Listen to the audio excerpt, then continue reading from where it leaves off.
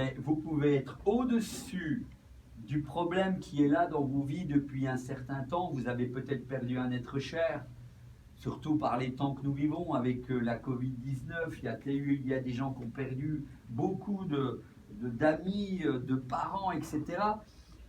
Peut-être c'est des problèmes parfois financiers, c'est des problèmes de couple, je ne sais pas, mais vous pouvez être au-dessus des problèmes que vous traversez en ayant la foi en Dieu comme cette petite fille. C'est ce qui la faisait respirer. Et quand elle est arrivée dans ce pays, je peux m'imaginer la prière qu'elle faisait, c'est « Seigneur, malgré ce que j'ai vécu, je veux que si dans ce pays, je puisse être un instrument entre tes mains pour bénir cette maîtresse où je suis. Seigneur, je veux lui être soumise. Seigneur, je veux être un témoin de ta grâce et de ton amour. Je veux être quelqu'un qui, malgré ce que j'ai vécu, Seigneur, je veux être au-dessus de cela et je veux que tu puisses m'utiliser. Je veux être ce témoin qui porte la vie là où il n'y a pas la vie. Et c'était le cas, mes amis, parce que dans ce couple où elle était tombée, c'était des gens très riches. Il était un général, mais cet homme cachait sa lèpre. Cet homme était malheureux à l'intérieur. Il avait beaucoup d'argent. Il vivait dans un palais. Il avait une femme certainement superbe, qu'il aimait beaucoup, et elle l'aimait beaucoup. Mais cet homme était malade de la lèpre, mes amis. Et voilà que une petite fille, un témoin du Seigneur, déracinée, avec un traumatisme pas possible, elle pouvait en vouloir, et je peux comprendre. Elle pouvait lever le poing contre Dieu, mais Seigneur, où es-tu? Mes parents ont été tués, regarde le traumatisme que je vis, en plus je suis déraciné, Seigneur, et je suis là toute la journée à servir ces gens qui sont des gens qui combattent mon peuple. Elle aurait pu lever le poing contre Dieu, elle ne l'a pas fait. Entre 10 et 12 ans. Non. Elle est arrivée là, et la pensée qu'elle avait, c'était de dire, Seigneur, dans ce lieu où je suis maintenant, et elle ne savait pas encore ce qui se passait, hein. Au moment où je suis en train de vous raconter l'histoire, elle ne savait pas que son maître était un lépreux. Elle arrive là, mais elle s'oublie elle-même pour se rendre disponible pour le Seigneur. Et mes amis, si tu veux la guérison par rapport à ce que tu es en train de vivre, peut-être que tu vis aussi des traumatismes, tu en as vécu, je ne vous connais pas. Peut-être qu'il y a des souffrances encore à l'intérieur de vos vies, après des années, que vous portez en vous. Vous n'avez pas encore été guéris de ces traumatismes, de ces blessures, de ces problèmes. Je ne sais pas qui sont là encore. Mais je vais vous donner le secret. Le secret, c'est ce qu'a fait cette petite fille. Dans le contexte où elle a été, au lieu de se plaindre, elle a prié le Seigneur pour être un témoin dans ce couple, dans ce palais. Elle a oublié son traumatisme, c'est une façon de dire les choses, elle l'a mis de côté. Elle a mis de côté le fait qu'elle était dans un pays étranger et elle a dit, maintenant que je suis là, Seigneur, je veux vraiment être un témoin, une témoin porteuse de cette vie que mes parents m'ont communiqué, la foi dans le Dieu d'Israël. Et ce qui va se passer, c'est que cette petite fille, en s'oubliant elle-même et en se mettant au service du Seigneur, le Seigneur la guérit. Intérieurement, elle va guérir de son traumatisme. Non pas qu'elle va oublier que ses parents ont été tués, mais elle va le mettre de côté, elle va se laisser guérir en s'oubliant elle-même pour servir et être un témoin dans cette famille. C'est quelque chose d'extraordinaire et tu peux, malgré le traumatisme que tu as vécu, laisse-toi guérir par le Seigneur, laisse-toi utiliser par le Seigneur là où tu es. Dans ta famille, dans un bureau, je ne sais pas, mais cette petite fille, elle s'est oubliée elle-même pour se laisser guérir par Dieu et se laisser utiliser par lui. Et vous savez, il y a des chrétiens, homme ou femme, ou jeune ou moins jeune, qui après des années, on entend des prières encore, « Seigneur, guéris-moi de telle chose, ça fait 20 ans que je te prie. » Et ça fait 20 ans qu'ils sont concentrés que sur leurs problèmes. Et pourquoi ils ne sont pas encore guéris après 20 ans où ils connaissent Jésus, après 20 ans où ils ont entendu parler de lui? Parce que toute leur vie, ils étaient concentrés que sur leurs difficultés, que sur leur traumatisme. Mais s'ils s'étaient un peu oubliés pour s'ouvrir aux autres, et c'est quand nous nous oublions, comme cette petite fille, et que nous nous ouvrons aux autres, pour être des porteurs de vie, que la guérison vient aussi sur nos vies. Amen. C'est comme ça, mes amis. C'est dans la mesure où cet après-midi, je vous fais du bien, parce que je prêche la parole de Dieu et je me dépasse au niveau de ma fatigue, au niveau de tout cela, que je sais que vous allez être bénis, mais que le Seigneur, c'est une loi spirituelle, me renouvelle. Pourquoi? Parce que la parole de Dieu nous renouvelle. Nous ne parlons pas de n'importe quoi, nous parlons d'une bonne nouvelle.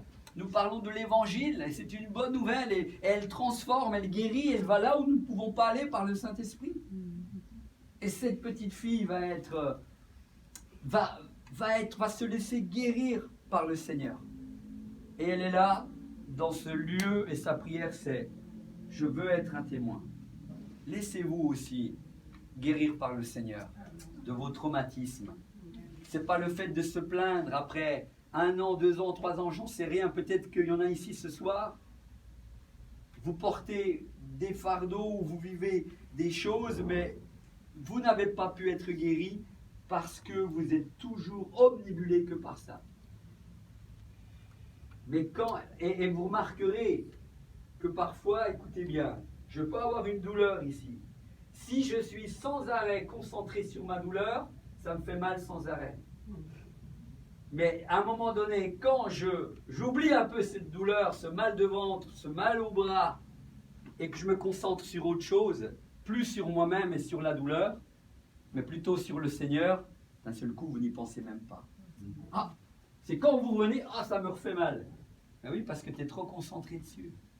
Mais quand tu t'ouvres aux autres, et surtout quand tu t'ouvres au Seigneur, alors il peut t'utiliser pour bénir, être porteur de vie là où tu es, et tu verras que tu auras aussi la guérison qui va venir sur ta vie. Amen. Parce que quand tu donnes, tu reçois.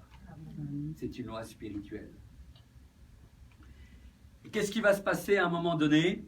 Cette petite fille, elle est là dans ce grand palais, avec ce général qui cache sa maladie, il est lépreux, et puis cette maîtresse qui finalement voit en cette petite fille, elle commence à voir que cette petite fille, elle est différente des autres esclaves qu'elle a. Parce que son comportement n'est pas le même. Elle voit que cette petite fille, elle ne se plaint jamais. Du lever du soleil jusqu'à son coucher, elle va chercher de l'eau, elle fait les lits, elle fait à manger. Et elle voit l'attitude de cette jeune fille, qui est une juive, elle le sait. Elle ne se plaint jamais. Elle ne se plaint jamais. Mais, ok maîtresse, pas de souci. Oui, merci maîtresse. Et elle est là, elle a un témoignage remarquable. Et cette femme, elle le voit, c'est une Syrienne, mais elle voit qu'elle est différente des autres. Et je crois que là où nous sommes, déracinés ou pas, nous portons en nous le message du Seigneur, nous portons en nous la foi de Dieu. Elle portait en elle ce qui avait été semé. Elle l'a porté là-bas, elle ne l'a pas oublié. Elle n'a pas levé le poing. Et à ce moment-là, qu'est-ce qui va se passer un jour, alors qu'elle est comme ça en train de travailler dans le palais de sa maîtresse et de son maître, elle va passer à côté d'une porte et elle entend sa maîtresse et son maître qui sont en train de discuter. Et puis elle tend l'oreille. Elle les entend et elle tend l'oreille et elle entend que son maître, derrière la porte, quelque part, elle entend que son maître est lépreux. C'est comme ça qu'elle l'apprend. Et au moment où elle l'apprend, cette petite fille, elle est profondément touchée. N'oubliez pas que c'est une petite fille qui compte sur Dieu, qui porte cette foi, elle est porteuse de vie. Sa maîtresse a déjà vu que son comportement était différent. Et quand elle entend, elle qui croyait que ce couple était parfait, qu'il n'y avait rien, qu'il n'y avait pas, voilà, non, elle s'aperçoit d'un seul coup que, ah, mon maître, il est lépreux. Et quand elle entend cette conversation, c'est aussi dans le sens que finalement cet homme est malheureux parce qu'il cache sa maladie. Et il ne sait plus quoi faire. Et elle entend ça. Et donc à ce moment-là, elle est remplie, non pas de critique, mais de compassion. De compassion. Et qu'est-ce qu'elle fait? C'est ce que nous dit le texte. À un moment donné, on le comprend. Elle était au service de la femme de Naaman, au verset 2. Et elle dit à sa maîtresse, au verset 3, et elle dit à sa maîtresse, « Oh, si mon Seigneur était auprès du prophète qui est en Samarie, le prophète le guérirait de sa lèpre. » Elle entend derrière la porte. Et ensuite, ce que ne pouvait pas faire une esclave, une esclave ne pouvait pas du tout aller aborder sa maîtresse comme ça. Il fallait tout un protocole. Mais elle est pleine de foi et comme elle avait eu déjà un bon témoignage, au moment où elle va voir sa maîtresse lui dit rien. Elle aurait pu dire, mais pourquoi tu viens me voir comme ça? Tu connais pas le protocole? Tu dois passer par telle et telle chose avant de venir me voir.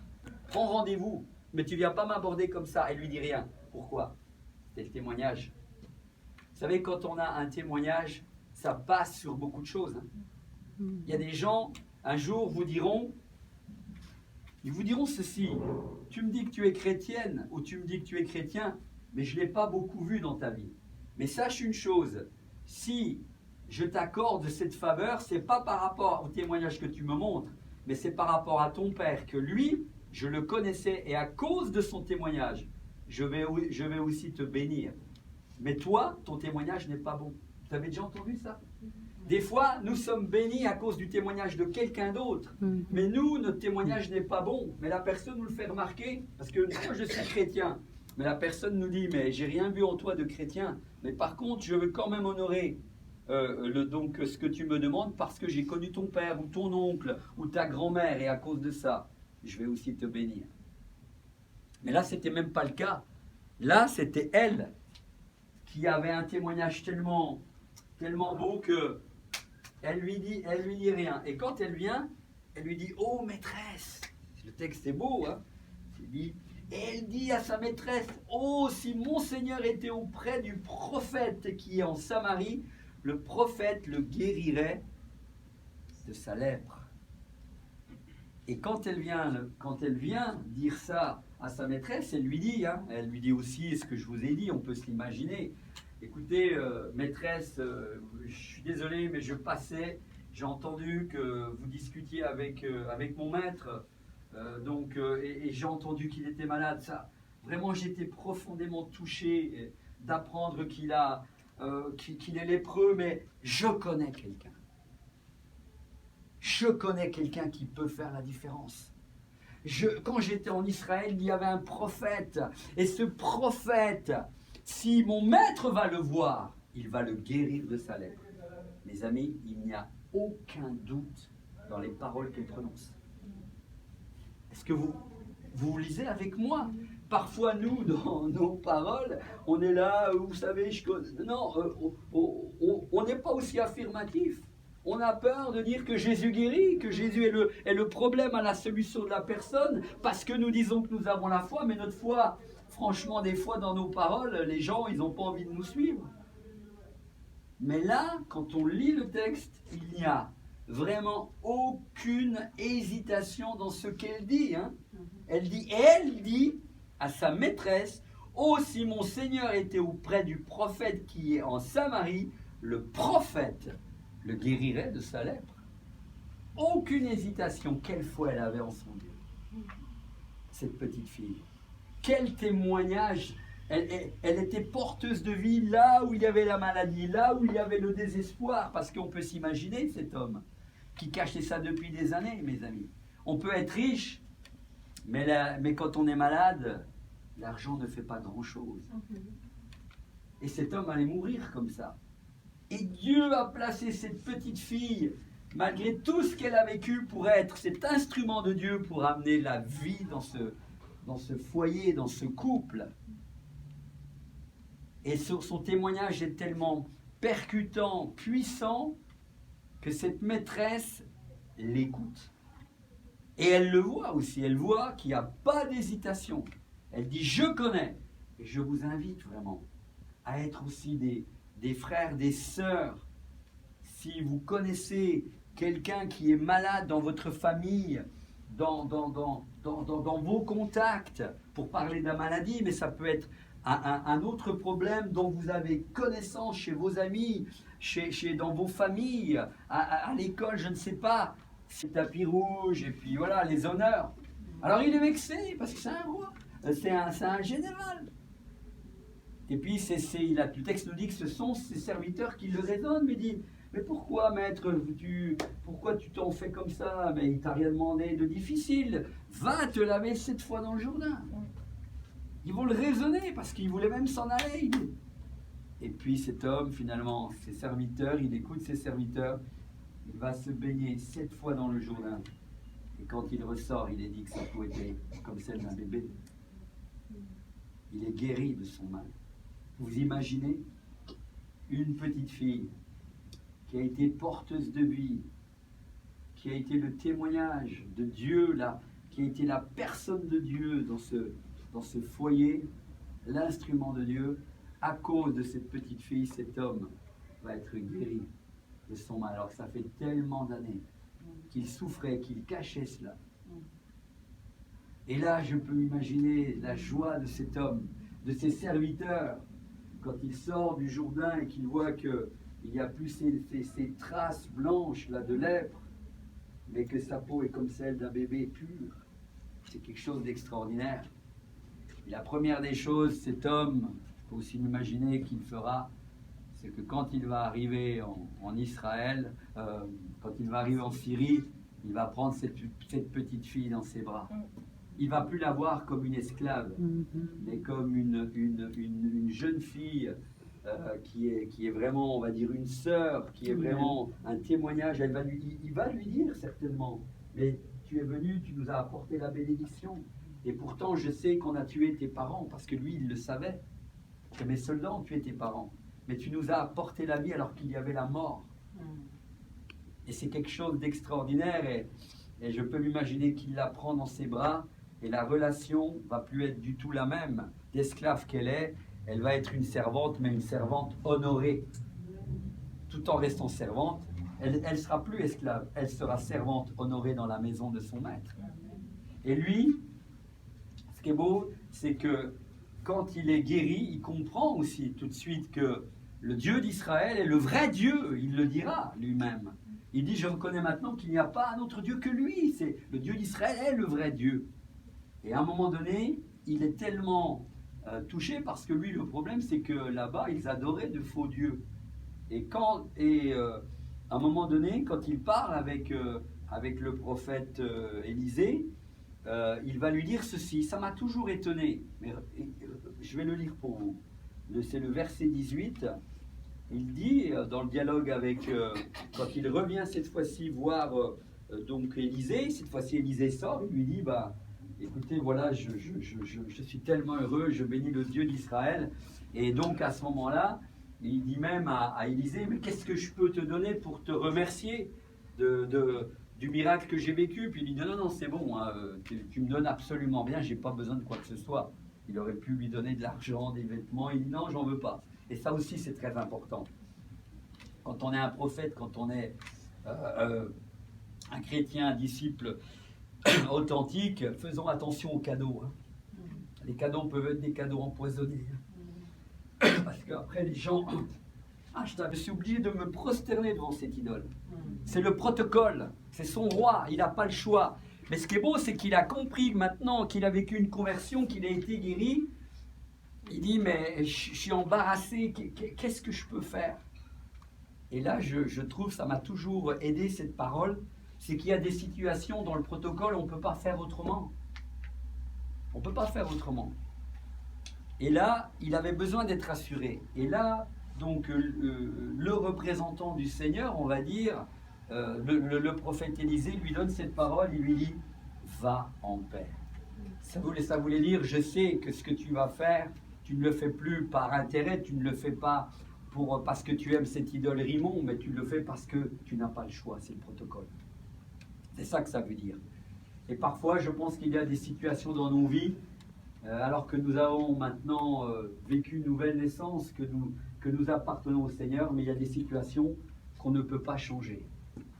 Mais lui, son cœur n'y est plus dans ce qu'il faisait, mais il le faisait parce qu'il n'avait pas le choix.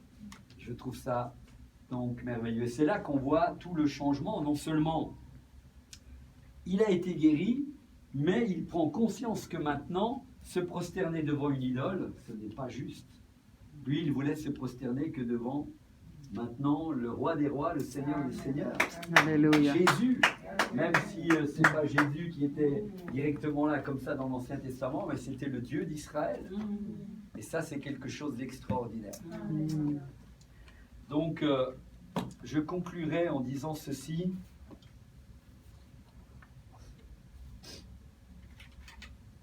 Servons le Seigneur dans notre témoignage, là où il nous a placés, et soyons la personne de Dieu, le témoin de Dieu, par notre vie, nos actes et nos paroles. Amen. Amen. Je vous invite à fermer vos yeux et